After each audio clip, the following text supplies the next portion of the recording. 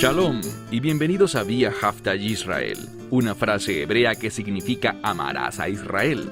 Esperamos que se queden con nosotros durante los próximos 30 minutos, ya que nuestro maestro, el Dr. Baruch, nos compartirá una enseñanza expositiva de la Biblia. El Dr. Baruch es profesor titular del Instituto Zera Abraham, con sede en Israel. Aunque todos los cursos en el instituto se imparten en hebreo, el Dr. Baruch se complace en compartir esta enseñanza en inglés con doblaje al español. Para más información, visítenos en amarazaisrael.org o descargue nuestra aplicación móvil Mi Estudio Bíblico. Aquí está Baruch y la lección de hoy. Muchas veces vemos cosas que se repiten en la Escritura. Y la razón de estas repeticiones es hacer énfasis. En las últimas 2 semanas hemos estudiado el libro de los Hechos, capítulo 10, la importante historia sobre Cornelio, el primer gentil que llegó a la fe. Vimos en este capítulo que Pedro, el apóstol más importante en este momento, recibió una visión. Y comentábamos sobre esta visión y señalábamos que, en su gran mayoría, los cristianos entienden este 10º capítulo incorrectamente. Lo ven como si se tratara sobre las leyes alimenticias y se pierden las claves de las Escrituras. Por lo que a partir de allí, proclaman una falsa doctrina que no tiene fundamento ni es la intención de este pasaje. Por esta razón, al ver el capítulo 11, veremos que una vez más, aunque ya llegamos a la conclusión correcta, ya vimos de qué se trata lo que la palabra de Dios buscaba revelar con esta visión cuando analizamos apropiadamente las claves bíblicas. Pero lo que hará el capítulo 11, al menos en su primera parte, es darnos un repaso debido a la importancia de este asunto. El asunto no es que ahora, bajo la revelación del Mesías y su ministerio, hay una apertura en cuanto a las leyes de los alimentos. Bien, no estamos hablando de eso. No lo hicimos las últimas 2 semanas y no lo haremos esta semana tampoco. ¿Por qué? Porque ese no es el propósito de este pasaje. Ya sea que esta supuesta apertura sea cierta o falsa, debemos estudiarlo con otras escrituras, porque esto habla de un asunto completamente diferente. Y verdaderamente resulta difícil, muy difícil encontrar un comentario del libro de Hechos capítulo 10 que lo interprete correctamente. La mayoría simplemente repite lo que yo denomino una propaganda cristiana que complace nuestra carne, pero no revela con precisión la revelación de las Escrituras, ni el mensaje del texto bíblico. Si te estás uniendo hoy sin haber visto las 2 lecciones anteriores, no hay problema porque este pasaje va a revisar y reenfatizar el verdadero propósito del texto. Mira por favor el libro de Hechos, capítulo 11, versículo 1. Leemos: Y los apóstoles y los hermanos oyeron. Ahora, ¿qué apóstoles y qué hermanos? ¿O hermanos y hermanas? Aquellos que estaban, y tu Biblia dirá en Judea, pero es literalmente la palabra pata, tin, y luego la palabra Judea. Y lo que significa esto es, usualmente, abajo. Entonces, abajo en Judea. ¿Por qué?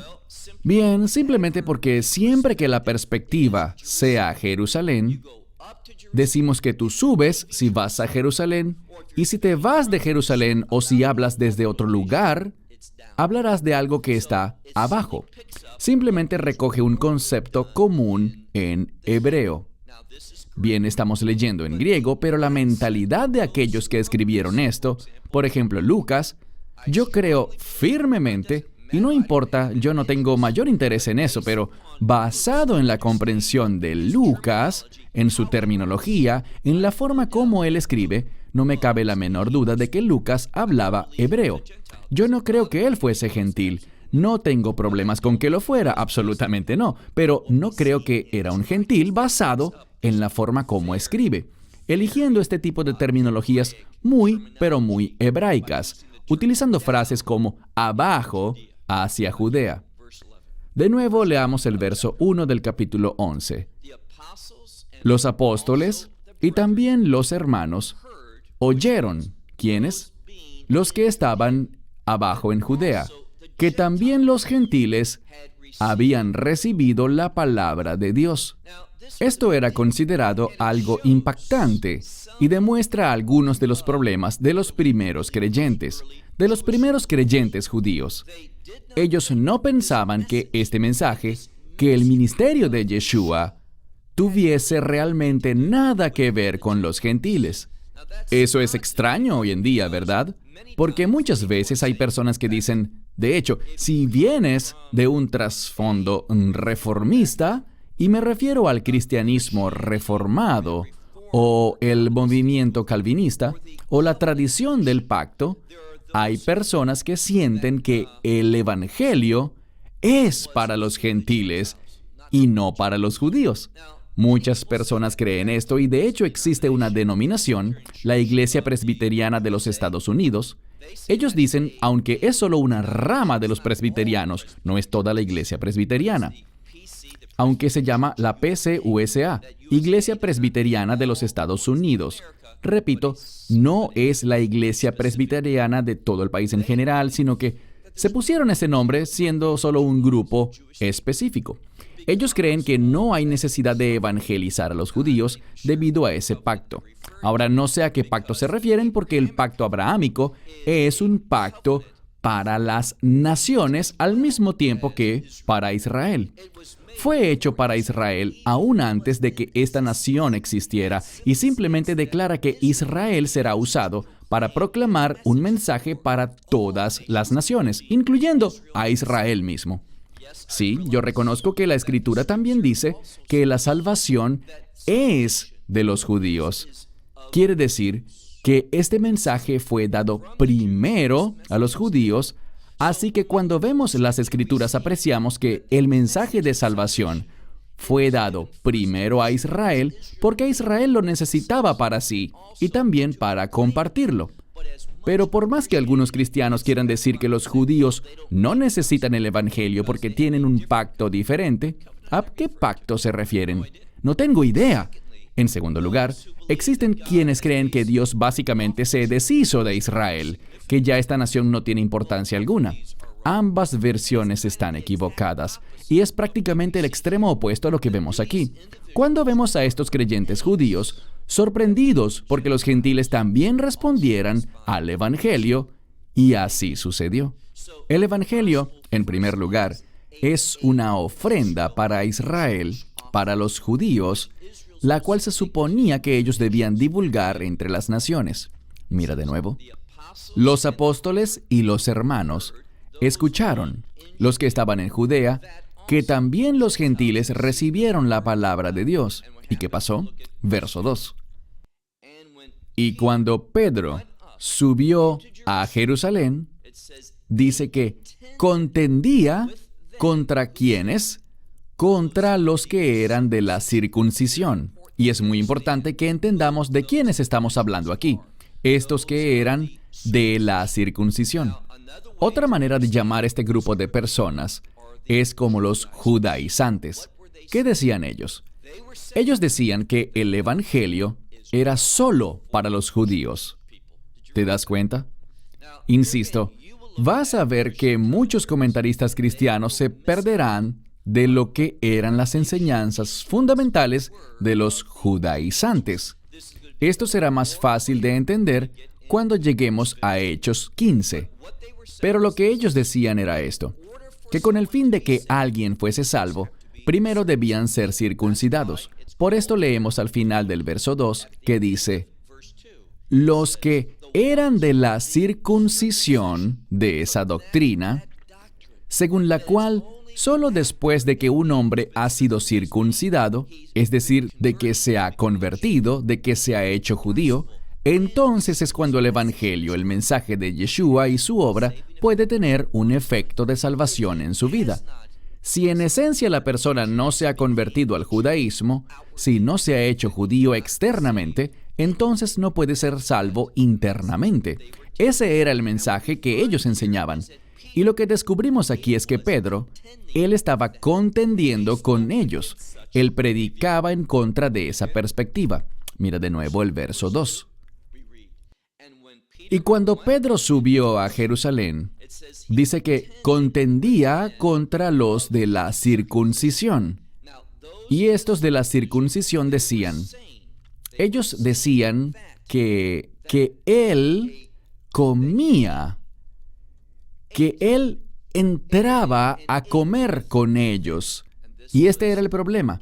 Ellos decían, estos de la circuncisión, afirmaban que él entraba y comía con gentiles, con personas que no eran judías. Debemos hacer una pausa por un momento con el fin de señalar las diferencias entre la ley de la Biblia y la ley rabínica, las tradiciones de los ancianos, las tradiciones orales. No hay nada en la palabra de Dios que prohíba que un judío entre a la casa de un gentil y que ellos, por ejemplo, coman frutas juntos, coman cosas que son intrínsecamente kosher, si van a comer, o que beban agua juntos, que beban algún jugo, nada. Y estoy hablando desde la posición de la ley de Moisés. No hay nada que lo prohíba. Pero cuando miras las tradiciones de los ancianos, y esto es exactamente lo que seguían aquellos de la circuncisión, en lo que basaban su conducta. Cuando miras las tradiciones de los ancianos o las leyes orales, la ley rabínica, como la quieras llamar, en esa época de tiempo era visto como algo prohibido, como una violación. Y ellos creían que su ley estaba de acuerdo con la ley de Moisés, pero no era así. ¿Y sabes quién tampoco lo consideraba así? El propio Yeshua. Si lees, por ejemplo, Mateo 15, Yeshua reprendió a estos individuos, y quiero que me oigan bien, especialmente mis amigos mesiánicos. Yeshua enseñó que si tú sigues las tradiciones de los ancianos, ¿todas las tradiciones? No. Pero si tú sigues perfectamente las tradiciones de los ancianos, tú abandonarás la ley de Moisés. ¿Oíste bien?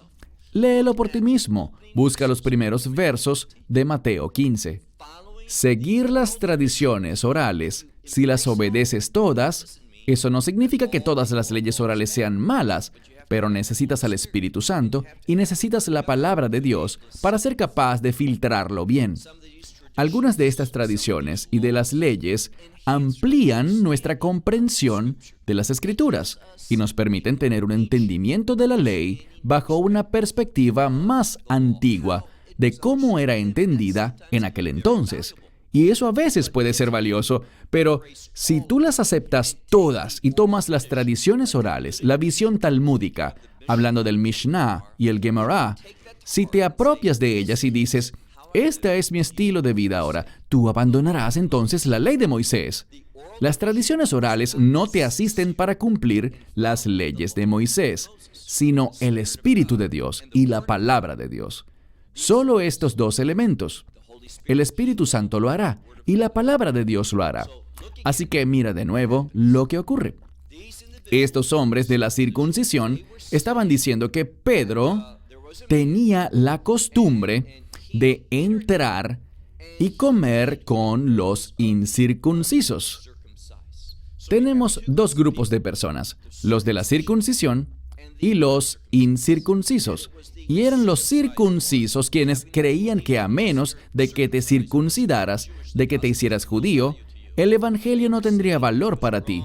Insistían en que estaba mal que Pedro comiera con los incircuncisos. Pero avancemos ahora al verso 4. Y Pedro empezó a declararles a ellos en orden, diciendo, me encanta este término, es una manera muy temeraria de decirlo. Pedro empezó a decirles a ellos en orden, y es exactamente lo que el texto enfatiza, por el orden de las palabras. Pero Pedro empezó a declararles a ellos en orden, diciendo, yo estaba en la ciudad de Jope. Él empieza a justificar por qué él le llevó el evangelio a los gentiles. ¿Y a dónde se dirige para empezar? Muy importante. Pedro regresa a la visión, a la instrucción que escuchó por la visión de Hechos capítulo 10. Y vas a ver que cuando Pedro dice, esto es lo que él me guió a hacer, eso no causó que él cambiase sus hábitos alimenticios. Él no vio que el mensaje tuviese nada que ver con las leyes alimenticias. Él vio a Dios usando un aspecto, y lo diré de nuevo, un aspecto. Y si viste las últimas 2 lecciones, sabrás de qué se trata. Lo repetiré en un momento. Un aspecto de las leyes alimenticias. Y lo utilizó para informarle sobre lo que Dios lo estaba llamando a hacer. Mira de nuevo el verso 4. Y Pedro inició a declararles en orden, diciendo, verso 5, yo estaba en la ciudad de Jope, orando, y vi en un trance una visión. Así que él oraba, cayó en un trance y tuvo una visión de un objeto, un tipo de objeto. El término empleado aquí no es de algo en específico. Un objeto que descendía. Y él dice, cierto objeto o elemento, y dice semejante, y aquí es donde se vuelve interesante, semejante a un amplio, largo, grande, y tu Biblia probablemente diga lienzo. Ahora, la manera correcta para entender esto, y no hablo de lencería de cama, sino que hablo sobre una prenda de vestir, lo que en hebreo llamaríamos beget, una prenda de vestir. ¿Qué prenda? ¿Podemos asegurar qué tipo de prenda es? ¿Puedo ser dogmático ante ti para decir, ¿no era una sábana de cama? Sí, era algo muy diferente. Era una prenda, posiblemente una prenda de vestir. Y la razón por la que sí puedo ser dogmático es por lo que dice el propio texto. Sigue leyendo. Una gran prenda que tenía 4 esquinas. Esto es importante, porque cuando una persona judía escucha sobre una prenda que tiene 4 esquinas, bien, podríamos tomar nuestra Biblia y hagámoslo ahora mismo. Vayamos a otro pasaje. Mira, por favor, el libro de Números, capítulo 15. Libro de Números, capítulo 15. Creo que hicimos esto hace un par de semanas, pero lo haremos de nuevo porque es muy importante. Números capítulo 15. Mira al final de este capítulo. De nuevo, si vienes de un trasfondo judío, esta escritura será muy familiar porque la declaramos cada mañana y cada noche en la sinagoga. Libro de Números capítulo 15. Iniciemos desde el versículo 37. Y el Señor le habló a Moisés diciendo, háblale a los hijos de Israel y les dirás, háganse para sí mismos tzitzits en las esquinas de sus mantos, por sus generaciones, y pongan en cada tzitzit, en cada esquina, un tazo, que es tejet. El propósito de esta prenda, si sigues leyendo, y te animo a que lo hagas, tenemos una prenda que es conocida como Arba Kanfot, una prenda de 4 esquinas. Y si seguimos leyendo en el libro de Números, dice que mirarán esta prenda, verán las esquinas que tienen los tzitzits y recordarán los mandamientos de Dios. Así que, regresando, y esto es un repaso como pueden ver, cuando Pedro tuvo esta visión, ¿qué fue lo que vio? Vio una prenda de 4 esquinas. ¿Y qué dice el texto? Leamos con cuidado. El manto descendía sujeto por sus 4 esquinas desde el cielo. Y dice al final del verso 5, y venía hasta mí. Así que a él se le mostró esta prenda de 4 esquinas. Quizás la conozcas como el manto de oración, un talit. Le fue mostrada esta prenda de 4 esquinas en visión. ¿Y qué más? Pasemos al verso 6, por favor.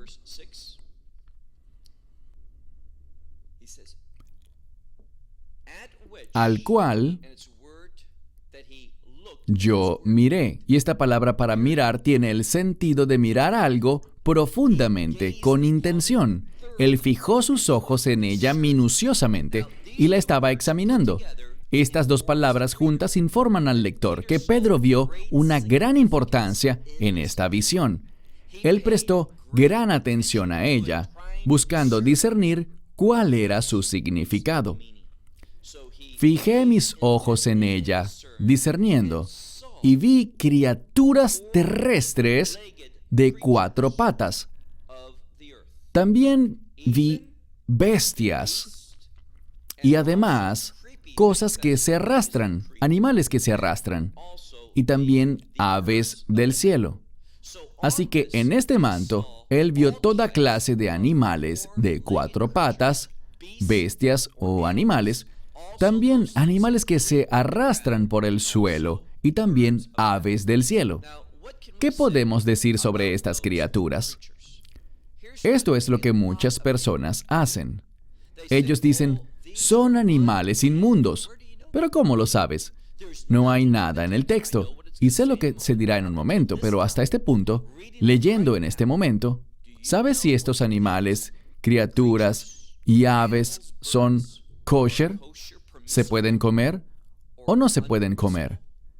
La respuesta es, no lo sabemos, porque algunas bestias lo son y algunas criaturas que se arrastran también lo son.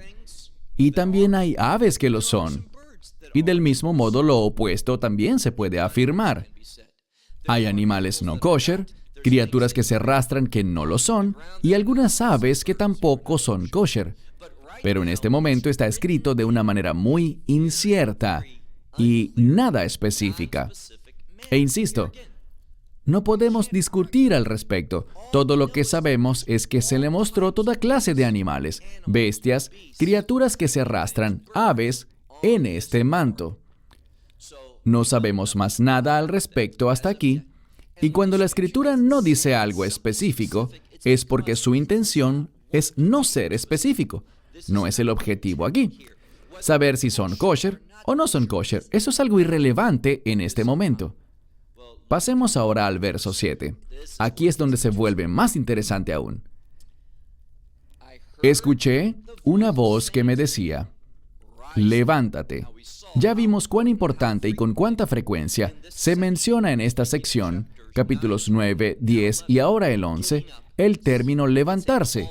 Es un llamado al servicio. Cada vez que alguien dice levántate, es para levantarse y hacer algo para Dios. Mira de nuevo el verso 7.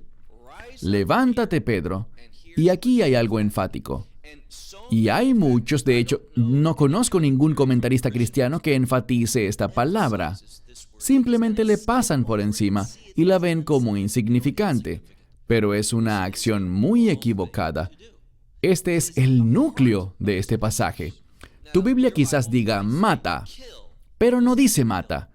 Es una palabra para matar ritualmente, para hacer un sacrificio. Y es una palabra griega antigua que designa un sacrificio ritual. ¿Qué quiero decir con esto? No es suficiente que alguien simplemente mate un animal, aunque este animal sea kosher en esencia, es decir, que no sea una de las especies prohibidas, sino que sea un animal permitido, como por ejemplo, una oveja. Así que solamente porque una oveja sea sacrificada, no quiere decir que sea aceptable. La matanza tiene que ser realizada de manera adecuada, mediante un sacrificio ritual que tiene leyes para hacerse. ¿Qué leyes? Leyes que buscan, por un lado, que el animal no sufra y que la sangre sea manipulada correctamente. Vemos indicios de todo esto a lo largo de otros lugares de la Escritura. La voz de los cielos me dijo, levántate, sacrifica y come. Así que esta fue la instrucción que recibió. ¿Y qué respondió? Dice la Escritura en el versículo 8, y yo dije esta palabra, nunca o absolutamente no, Señor, porque nada inmundo, o debería decir, nada común o inmundo ha entrado jamás en mi boca. Esto es importante porque vemos dos palabras aquí. la palabra inmundo y la palabra común. Y la palabra común aparece primero. Muy importante que notemos eso. Entonces, dos palabras, la palabra común y la palabra inmundo. ¿De qué nos hablan? Esta palabra común, el término griego para común sirve para definir un animal que es, según la palabra de Dios, prohibido en su naturaleza. No está permitido comerlo. La segunda palabra es traducida como inmundo, y yo la traduzco como inmunda, pero algunas Biblias pueden traducirlo diferente. La primera palabra que aparece es común y la segunda es inmundo. Y juntas nos hablan de dos asuntos muy importantes y diferentes que nos indican que no podemos comer ese animal. La primera nos muestra animales que por su naturaleza están prohibidos. Dijimos que una oveja es permitida. Pero aquí hablamos de un cerdo, por ejemplo. Un cerdo es un animal común. Está prohibido simplemente por el hecho de que es un cerdo. La segunda palabra, inmunda o inmundo, usualmente se refiere a un animal que es kosher, pero que por alguna razón se ha vuelto inmundo, inadecuado, impropio o no permitido para ser comido. Así que Pedro, Dios eligió a Pedro, ¿no es así? Pero Pedro era un hombre de quien la gente decía todo el tiempo, bueno, él era un simple pescador de Galilea que no conocía de nada y era un indocto. Pues sí, la Escritura dice que él no era un letrado en las tradiciones de los ancianos, pero no creas ni por un momento que él no conocía la palabra de Dios y no estaba apasionado por ella. Mira lo que dice aquí. Él dice, Dios, nada inmundo o común. Cambié el orden. Nada común, es decir, como un cerdo o cualquier otro animal prohibido, ni tampoco animales que son permitidos, pero que por alguna razón se han hecho inmundos. Nada de eso ha entrado en mi boca jamás. Pero aquí hay un detalle. El énfasis que hace la gente es, estos animales deben ser animales que están prohibidos. Pero Dios dice ahora, vayan y cómanlos. Este es el problema, no podemos hacer tal declaración. Ya se nos ha dicho que estos animales son nada específico, simplemente animales de 4 patas, otros que se arrastran y aves. Pero me dirás, Pedro dice, jamás he comido nada común o inmundo, así que estos animales deben ser comunes o inmundos, o ambos. No. La palabra que estás desestimando es la palabra matar. Todo este asunto que vimos en las últimas 2 semanas y que hoy estamos repasando y enfatizando de nuevo, es que a Pedro se le está asignando una tarea. ¿Qué tarea? Llevarle el Evangelio a los gentiles. Y vemos que así lo hizo, pero ahora está en Jerusalén explicando por qué lo hizo. ¿Por qué? Porque él ha sido atacado por entrar en una casa y comer con gentiles. El asunto del que nos habla esta escritura es si los gentiles deben ser vistos como comunes o inmundos, es decir, hay diferentes especies y así es como el judaísmo jasídico considera a los gentiles. De hecho, en la literatura jasídica, ellos dicen, realmente los seres humanos, que no son judíos, deberían tener cola como animales para poder diferenciarlos, porque sin la cola es difícil detectar que son de una especie distinta a los judíos. Eso es ridículo, pero es lo que enseña el judaísmo jasídico. En segundo lugar, lo que debemos entender es que también hay ramas del judaísmo que consideran que los judíos tienen alma, pero los gentiles no. Así que lo que esto dice aquí es, claramente, que no debemos tener tales puntos de vista sobre los gentiles, que el mensaje de salvación de Dios es para ellos. De hecho, Israel fue creada para ser mensajera de ese evangelio a los gentiles. Entonces, ¿qué pasa aquí? ¿Qué se está enfatizando? Volvamos al texto. Vemos en el verso 7. Levántate, Pedro, sacrifica y come. Pedro no es una persona autorizada para sacrificar animales porque él no es un shohet. Él no ha sido consagrado para este propósito. Lo que Dios está diciendo es, te estoy consagrando para un propósito. Él usa esta ilustración para decir, te estoy comisionando para que vayas a los gentiles. Recuerden lo que Pedro responde. Nada inmundo, nada común o inmundo ha entrado jamás en mi boca. Pero la voz me respondió por segunda vez de los cielos, y noten lo que dijo la voz. Lo que Dios ha limpiado. Esto es importante, porque esta palabra significa colocar algo en el orden correcto. Y lo que está diciendo es esto. Dios lo ha limpiado. Dios lo ha movido. Dios está obrando en esta situación y quiero insistir en algo. Esta acción de limpiar debe ser vista como algo importante. Significa remover cualquier obstáculo, visible o no visible, legítimo o ilegítimo, referido al kashrut o a las leyes alimenticias. ¿Qué quiero decir? Les daré un ejemplo sobre esto de la limpieza. Actualmente en el judaísmo, y debido a que la perspectiva que se brinda aquí en la primera parte del capítulo tiene que ver con las tradiciones de los ancianos, hay quien puede decir que determinada carne, tras inspeccionar un animal, es inmunda. La razón por la que digo que esa carne es inmunda es porque tal animal nunca habría sido llevado al matadero si fuese común, prohibido, como un cerdo. Entonces, al examinarlo, deben haber encontrado algún detalle para que esa oveja, por ejemplo, no pueda ser sacrificada porque es inmunda, tiene un problema. Pero una autoridad puede venir y examinarla también y decir, yo la limpio. ¿Por qué no dice, estás equivocado? Porque esto sería exponer a ese individuo y señalar que su evaluación fue incorrecta. Lo que hace el judaísmo en estos casos es que una autoridad puede venir y decir, yo la limpio. Es decir, si tenía algo malo, cualquiera fuese el detalle, un problema visible o no visible, legítimo o ilegítimo.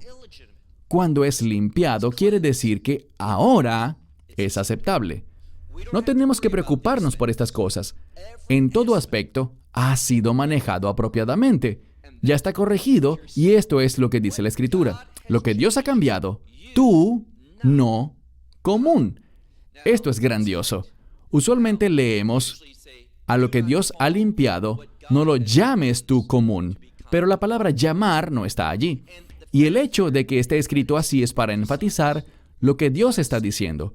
Lo que Dios limpió, tú no común. No lo llames común.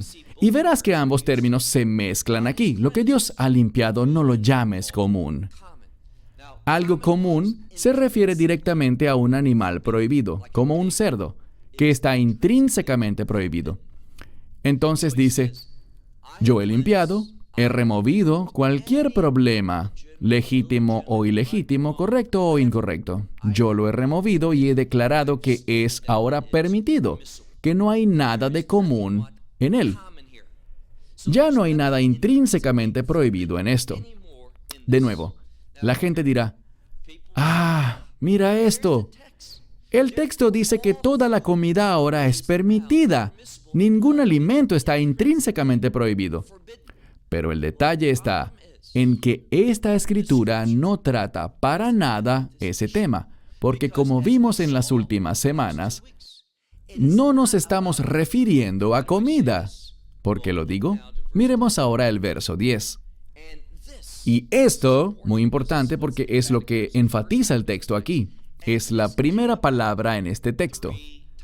Y esto sucedió 3 veces. ¿Qué significa el 3? Confirmación. Este evento sucede del mismo modo 3 veces con el fin de probar, declarar, revelar algo. Y de nuevo, volvió nuevamente a ser tomado arriba en los cielos. Verso 11. Y he aquí, una palabra muy importante, esta palabra he aquí. Dice, presta atención, porque lo que viene es clave, es vital para llegar a un entendimiento correcto del texto. Verso 11. Y he aquí de inmediato, 3 hombres llegaron a la casa en la que yo me encontraba. Entonces, 3 hombres, y esta visión sucedió 3 veces. Esos 2 números 3 buscan mostrar que son asuntos relacionados, son parte del mismo plan.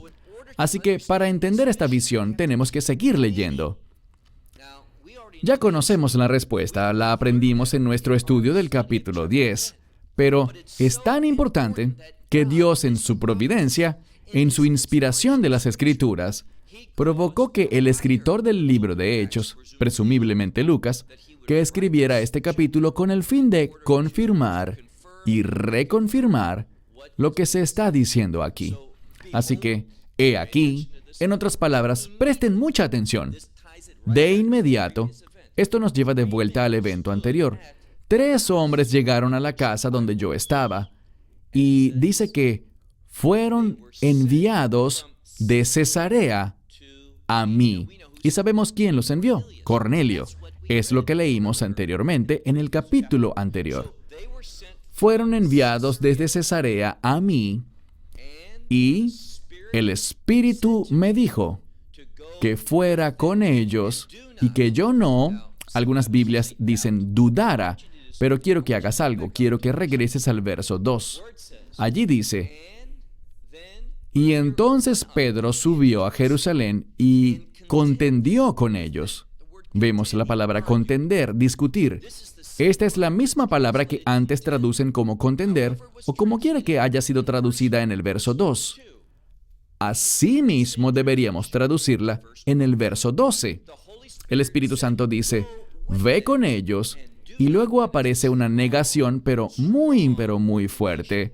No te atrevas. Es decir, no te atrevas a contender, o sea, a discutir con ellos.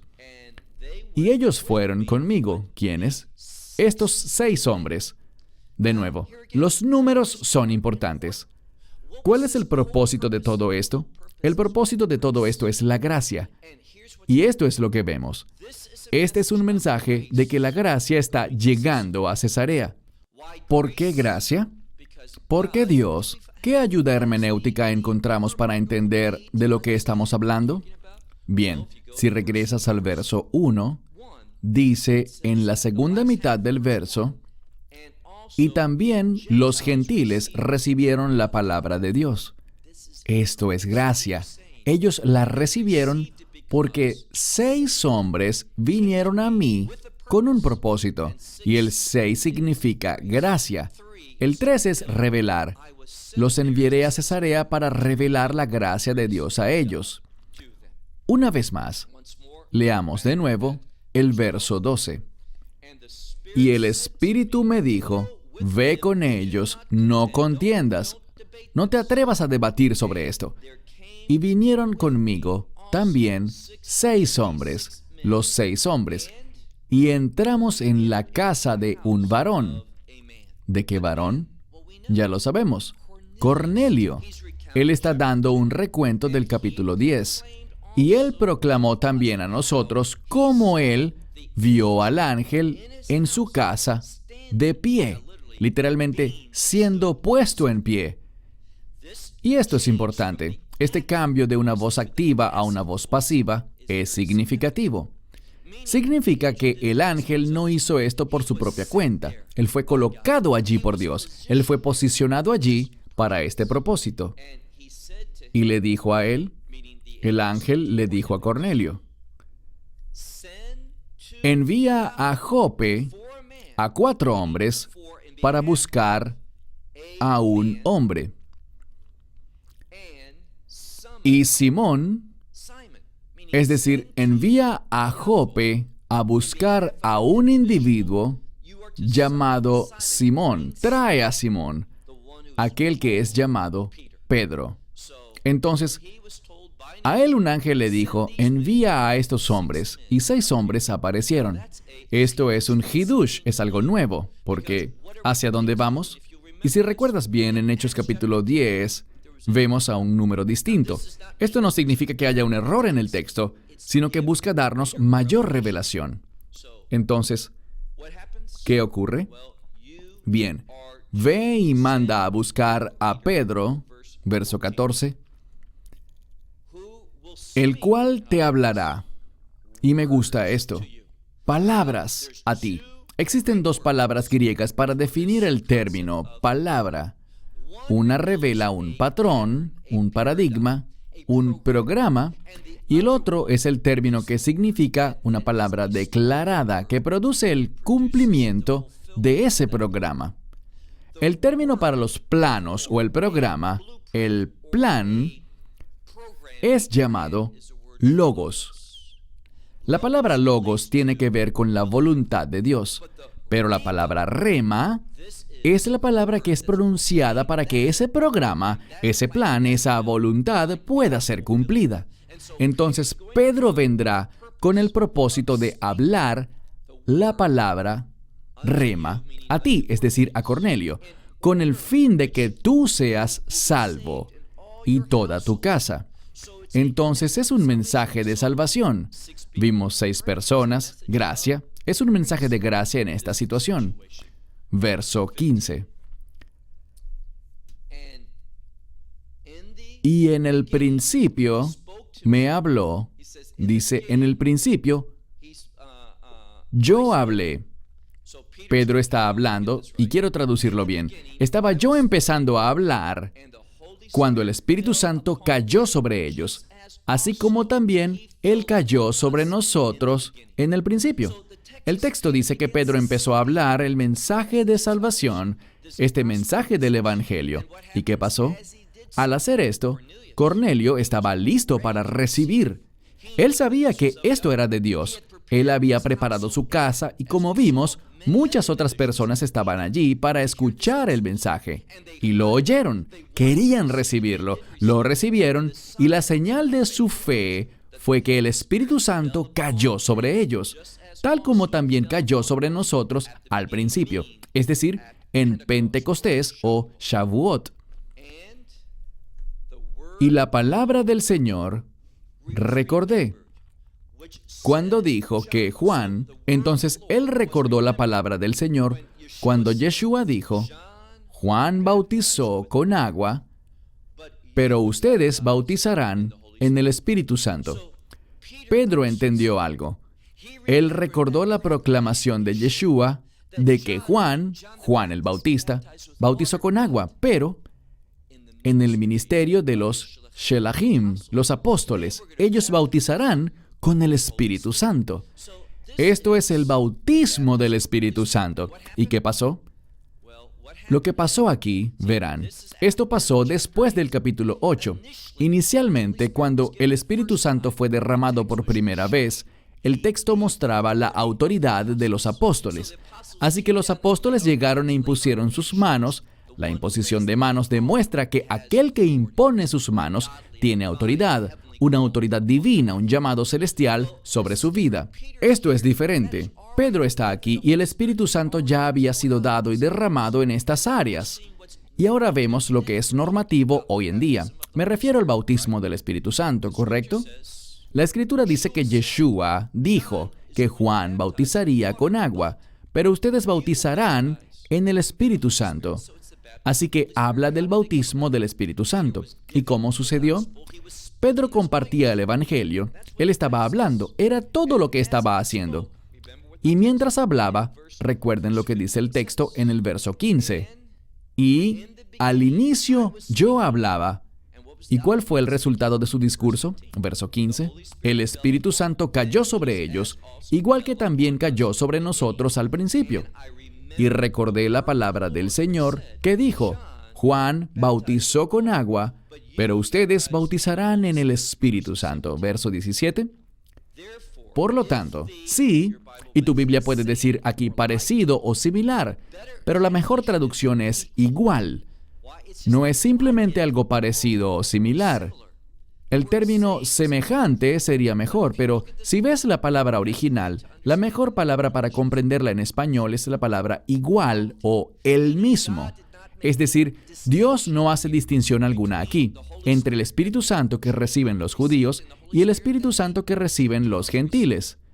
Ellos estaban recibiendo al mismo Espíritu Santo. Hay igualdad. ¿Por qué? Porque entre judíos y gentiles hay igualdad. Mira de nuevo. Por lo tanto, si el mismo don Dios se lo ha dado a ellos como a nosotros, fíjense que el don viene de Dios. Si Dios le dio el mismo don, un don igual, al que nos dio a nosotros, porque ellos creyeron, entonces, ¿cómo ocurrió esto? Porque ellos creyeron en el Señor Yeshua, el Mesías. ¿Cómo fue que el Espíritu Santo se derramó también sobre ellos? ¿Cómo recibieron el don del Espíritu? No solo que habitara en ellos, sino que los bautizara con el Espíritu Santo. Esto ocurrió porque creyeron en Yeshua, el Mesías. Entonces dice, ¿y quién soy yo? ¿Qué puedo yo hacer? ¿Quién soy yo o cómo podría yo impedir o estorbar a Dios? Si Dios lo ha hecho de este modo, ¿qué puedo yo hacer? Si Dios dio al Espíritu Santo, si Él lo puso a Él, al Espíritu Santo, en la vida de estos gentiles, porque recibieron el Evangelio, Pedro dice, ¿cómo puedo yo estorbar a Dios? ¿Cómo puedo prohibírselo? Recuerden el contexto. Él está discutiendo con defensores de la circuncisión, porque Él fue a los incircuncisos con el mensaje del Evangelio. Verso 18. Y escuchando estas cosas, quedaron en silencio. Ellos no tenían nada que decir. Y glorificaron a Dios diciendo, entonces también a los gentiles, Dios les ha dado el arrepentimiento para vida. Allí está la clave. Es el arrepentimiento para vida lo que Dios da. Es una invitación. Él no lo fuerza sobre nosotros, no nos obliga ni nos induce a hacerlo sin que podamos hacer nada para decir que no. Aquí descubrimos que Dios da el arrepentimiento para vida. Muchas personas quieren llevar esta escritura a un área equivocada. Yo puedo darte algo y tú puedes rechazarlo. Puedes decir que no lo quieres, utilizarlo mal o entenderlo mal, lo que sea.